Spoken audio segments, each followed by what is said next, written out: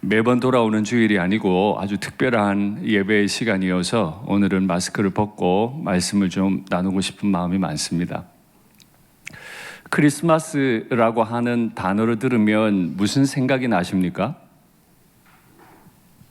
저는 아직 어린지 눈이 많이 왔으면 좋겠다, 이런 생각이 듭니다. 제가 이런 소리 했더니 군에 가서 눈 치우는 고생 덜 해서 그렇다고, 눈 많이 치워봤으면 그 생각 안 들었을 거라고 동의합니다.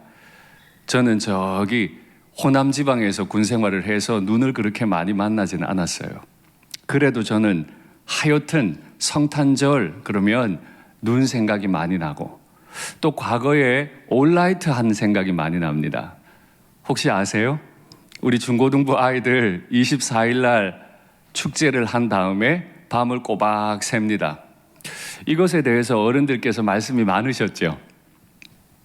올라이트 하고 정작 이 시간 성탄 감사 예배 때는 다 졸고 있으니까 올라이트 하지 마라 하는 분들도 계셨어요. 그때는 또 그 말이 그렇게 옳게 들렸어요. 그런데 코로나를 지나고 보니까 그때가 참 소중한 시간이었어요. 비록 큰 의미를 담지는 못했지만 중고등부 아이들이 모여가지고 밤을 새우면서 게임도 하고 선물도 나누고 사랑도 나누고, 그러면서 한 가지 중요한 일을 했죠. 나도 예수님을 믿고 너도 예수님을 믿고, 우리 안에 계신 예수님을 서로 확인하는, 사실은 좀 투박하고 어린아이 같은 방식이었지만 굉장히 중요한 일이었다는 생각이 지금에 와서 들어요. 우리 주님께서 우리에게 기회 주실 때마다 우리 서로 안에 계시는 우리 주님으로 인해 함께 기뻐하고 사랑을 나누고 교제가 넘치는 우리 일산교회가 되면 좋겠습니다. 오늘 요한이 전한 복음 첫 번째 부분을 가지고 성탄 말씀을 받으려고 합니다. 태초에 말씀이 계시니라. 우리는 태초라고 하는 시간을 아무도 알지 못합니다. 심지어 이 성경을 기록한 요한조차도 태초를 경험하지 못했습니다. 모세도 태초를 알지 못합니다. 가장 첫 인류인 아담도 태초라는 건 경험해 본 적이 없습니다. 아무도 없던 그때, 아무것도 없던 그때, 바로 그 태초에 말씀이 계셨대요. 이 말씀이라고 하는 말은 굉장히 이해가 어렵습니다. 그러나 요한이 이 성경을 기록했던 2000년 전 그 지중해 땅에는 이 말씀이라는 말이 쉽게 이해가 됐습니다. 동양 철학에서, 특별히 한국 철학에서 이기철학이라고 하는 게 있습니다. 이 말씀이라고 하는 서양의 언어는 동양의 언어로 바꾸면 이에 해당합니다. 그게 뭐죠? 이 세상을 존재하게 하는 가장 근본적인 원리, 그게 서양 철학에서는 말씀이라 그랬어요. 그러니까 이 세상을 있게 하는 가장 근본적인 원리가 태초부터 있었다. 우리말로 바꾸면 창조주가 계셨다 하는 겁니다. 그래서 이 말씀이 곧 하나님이시라 라고 요한이 설명하죠. 말씀이 곧 하나님이세요. 이 말씀 곧 하나님은 어떤 일을 하셨을까요? 말씀 확인하시죠. 만물이 그로 말미암아 지은 바 되었다. 말씀 곧 하나님, 성자께서 이 땅을 친히 지으셨대요. 바울도 골로새서를 통해 말씀하십니다. 만물이 그에게서 창조되되, 성자의 손으로 만물이 창조되었고, 맨 마지막 부분 그를 위하여 창조되었고, 성자께서 이 땅을 직접 지으셨고 성자를 위해 이 땅은 지어졌다고 성경은 분명히 기록해요. 이 말씀이 계셨고 그 말씀이 태초부터 이 땅을 지으셨고 이 말씀이 사람들에게로 왔는데 이 말씀이 곧 생명이었습니다. 이 하나님은 생명이었어요. 이 생명은 곧 사람들의 빛이라.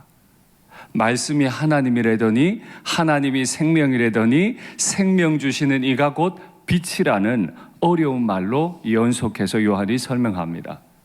왜 하나님에 대해 빛이라고 하는 비유어를 사용했을까요? 이 세상이 너무너무 어두웠기 때문입니다. 생명 주시는 빛이 와도 이 세상이 알지 못했어요. 빛이 어둠에 빛이나 어둠이 깨닫지 못하였더라. 도대체 얼마나 어두웠으면 빛이 왔는데 어둠이 빛을 보고도 이게 빛이구나 깨닫지 못했을까요? 얼마나 어둠이 심했으면 이 빛을 다 빨아들여 버렸을까요? 이런 게 있을까요? 있습니다. 천체 물리학에서도 빛을 다 빨아먹어 버리는 어둠이 있다고 이야기하잖아요. 그게 뭐예요? 블랙홀이요. 빛마저 다 빨아들여 버리는 시커먼 어두움이 이 땅에 있었어요. 혹시 늑대 소년이라고 아세요? 늑대에 의해서 늑대 무리에서 길러진 소년이죠. 이 소년이 자라서 사회로 나왔습니다. 그런데 적응하지를 못해요.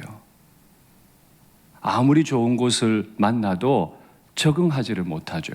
아주 오래전에 쇼생크 탈출이라고 하는 영화가 있었습니다. 그 영화에는 무기징역을 받고 50년째 수감하던 한 노인이 나오세요. 이름이 브룩스입니다. 그분이 50년 복역 생활을 하다가 세상에 나왔는데 얼마나 자유가 좋았겠어요. 그런데 좋지 않았어요. 평생 갇혀 살다 보니까 주어진 자유를 감당하지 못하고 스스로 세상을 떠나버립니다. 이것이 어둠의 위력입니다. 우리가 서서히 어두움에 물들어가면 가장 거룩한 빛이 와도 빛이 왔구나 깨닫지를 못해요. 오래전에 많은 사람들은 참 심각한 죄를 범했죠. 그러나 오래전 이야기들을 할 필요도 없이 바로 올해 한 해 있었던 일들을 한번 떠올려 볼까요? 작년 말쯤에 정인이 사건이라고 하는 게 있었죠.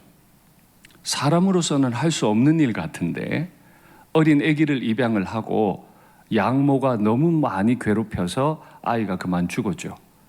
그래서 대한민국 법원에서는 그 양모에게 무기징역을 선고했습니다. 복역하던 중에 항소심에서 조금 형량이 감소되기는 했습니다만은 우리는 그 일들을 바라보면서 사람이 이렇게 못된 일을 할 수도 있는 거구나. 그 정인이 사건 이후에도 그 비슷한 범죄를 뉴스를 통해 우리는 참 많이 경험할 수도 있었습니다. 그런 잔혹한 행위뿐만 아니라 세계 각처에는 우리 장로님 기도하신 것처럼 고통당하는 분들이 너무 많습니다.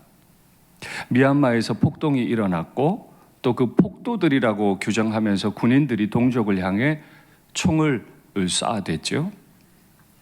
아프가니스탄에서는 무장 세력들이 들어와서 그렇게 하지 않겠다고 했지만은 사실 여성들을 많이 축출하고 죽이기까지 했습니다. 세계 각처에서 일어나면 안 될 일들이 끊임없이 일어나요. 아무리 정의를 부르짖고 거룩한 걸 얘기해도 사람들은 그게 빛인지 몰라요. 그런데요, 믿지 않는 사람들만 그러는 게 아니고 신앙이 있다는 사람들도 그래요.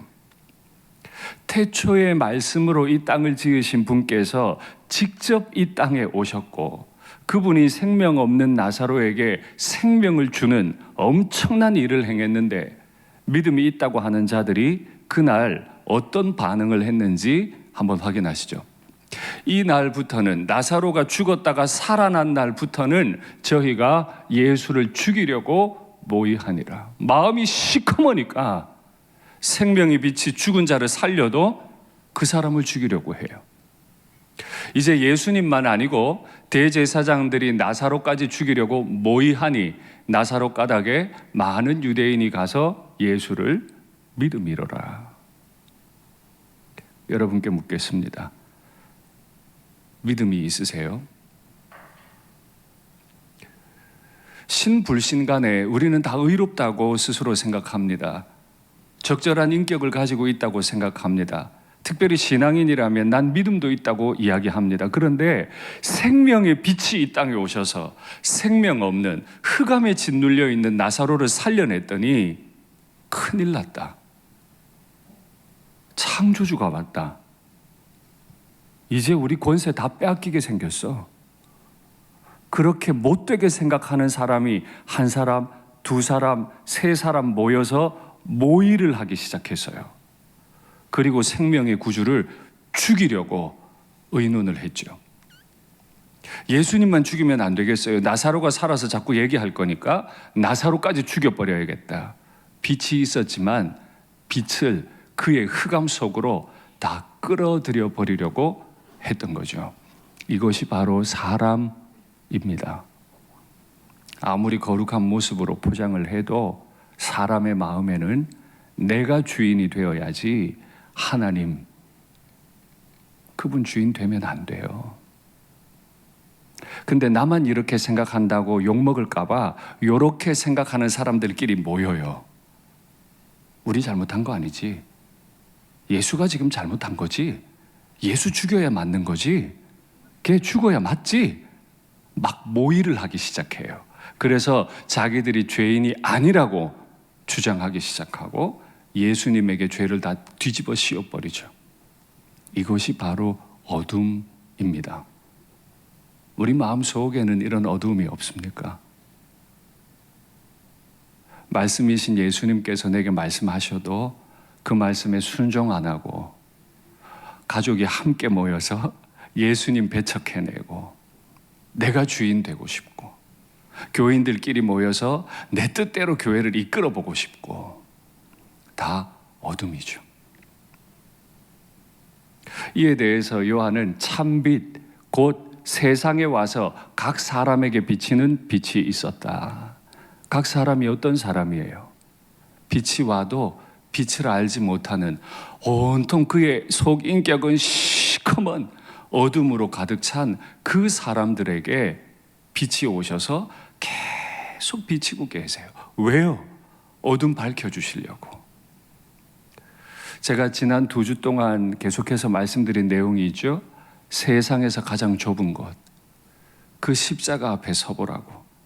그 십자가 앞에 서보면 내 속에 개 한 마리, 돼지 한 마리 키우고 있는데 내가 얼마나 하나님 앞에 자격 미달이고 민망하고 초라한 인생인지 알게 될 거라고.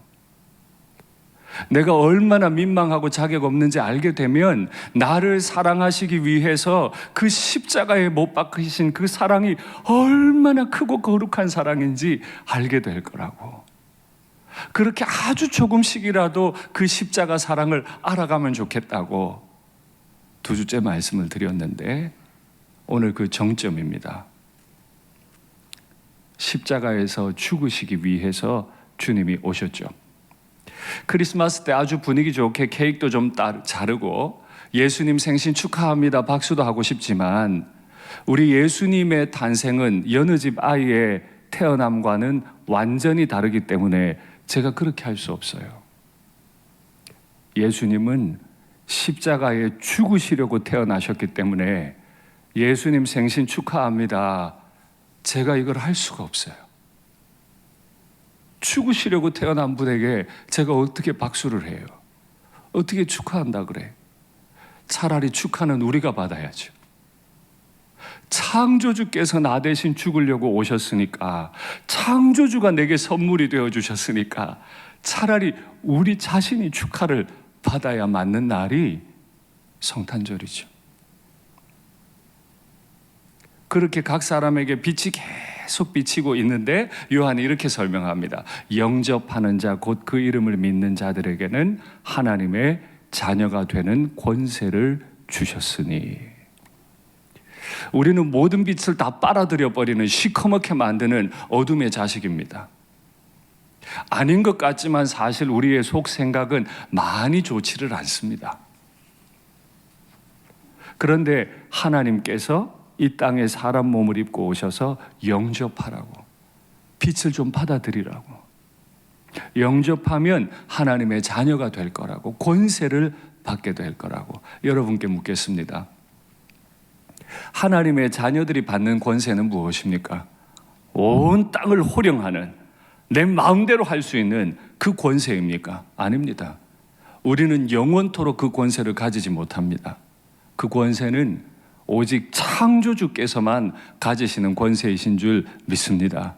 그러나 그 권세 있는 분의 아들의 권세는 무엇입니까?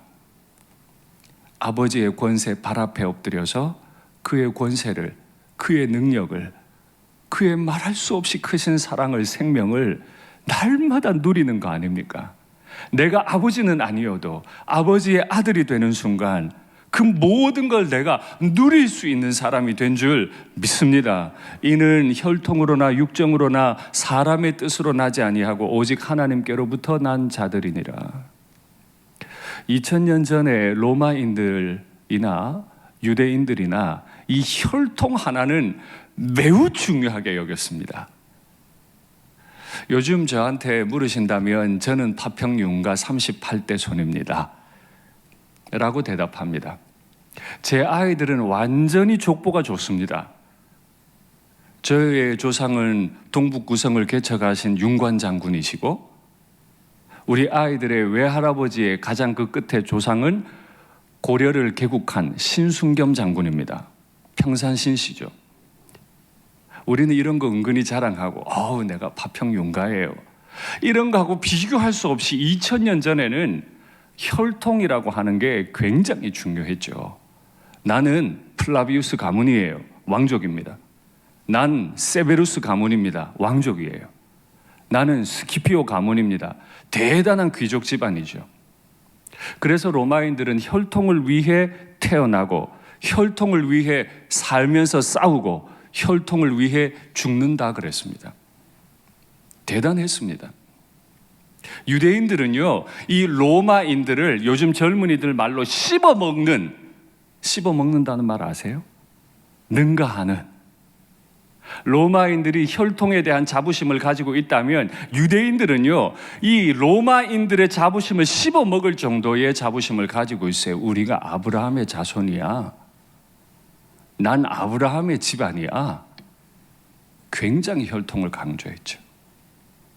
그런데 하나님의 아들은 내가 어느 가문 출신이야 이런 걸로 되는 거 아니죠. 사람의 몸으로 피로 되는 것도 아니에요. 사람이 계획했다고 되는 것도 아니에요. 오직 하나님께로부터 난 자들이니라.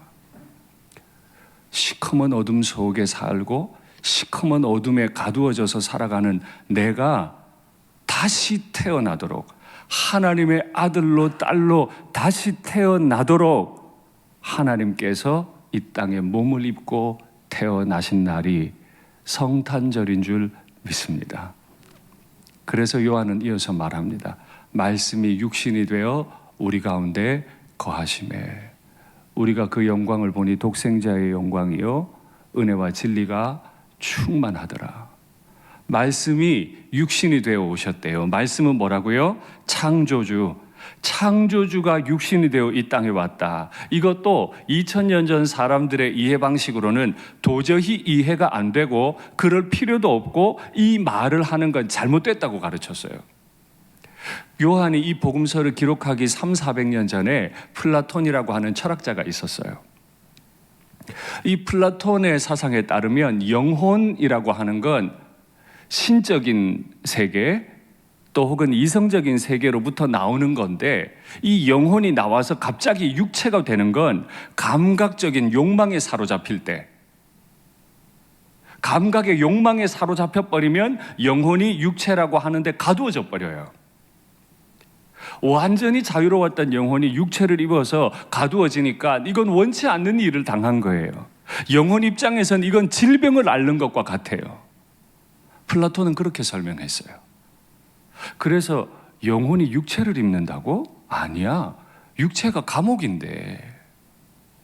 플라톤의 유명한 명제입니다. 육체는 감옥이다. 소마는 세마다. 소마, 세마라는 건 플라톤이 말한 아주 중요한 명제예요. 당시 사람들이 볼 때 영혼 혹 하나님은 절대 육체를 입고 이 땅에 올 수 없어요. 그건 미련한 일이고 병을 앓는 것과 같아요. 맞아요. 사실 하나님 병을 앓으셨죠. 하나님은 질병을 앓으신 게 아니고 가슴 아리를 하셨어요. 하나님이 아름답게 지은 이 땅과 사람이 완전히 망가지고 다 흑암으로 가득하니까 그 땅과 사람을 보신 하나님의 마음에 가슴 아리가 시작되는 거예요. 종을 보내다 안 되니 그 아들 하나님이 몸을 입고 육체라고 하는 감옥에 가두어져서 이 땅에 가슴 아리하며 오신 날이 성탄절입니다. 우리는 오늘 그게 감사해서 주님 앞에 감사 예배를 드리고 있습니다. 다시 여쭙겠습니다. 가슴 아리하시며 내게 오신 우리 사랑하는 예수님, 그분을 마음의 구주와 주님으로 영접하셨습니까? 조금만 정직하게 예수님의 말씀을 들어보면 우리가 얼마나 모자라는 인생인지, 얼마나 흑암 같은 인생인지 알고 영접할 수 있을 텐데요. 오늘 이 성탄의 복된 소식을 우리 마음에 믿으시는 복이 있으시기를 바랍니다. 말씀을 맺겠습니다. 2000년 전에 우리 주님께서는 몸을 입고 첫 번째 크리스마스를 맞이하셨습니다. 첫 번째 크리스마스를 믿고 환영하는 우리는 세컨드 크리스마스, 마지막 크리스마스를 기다립니다. 이 죄인에게 오셔서 영원한 생명, 천국을 허락하시려고 이 땅의 영광 중에 다시 오실 그 재림의 날 세컨드 크리스마스를 기대하는 우리가 되기를 바랍니다. 말씀이 육신이 되어 가슴 아리하지 않고는 이 땅에 오실 수 없었던, 가슴 아리가 너무 심해서 이 땅에 오실 수밖에 없었던 그 예수님을 우리가 사랑하는 이 날이 되기를 바랍니다. 아멘.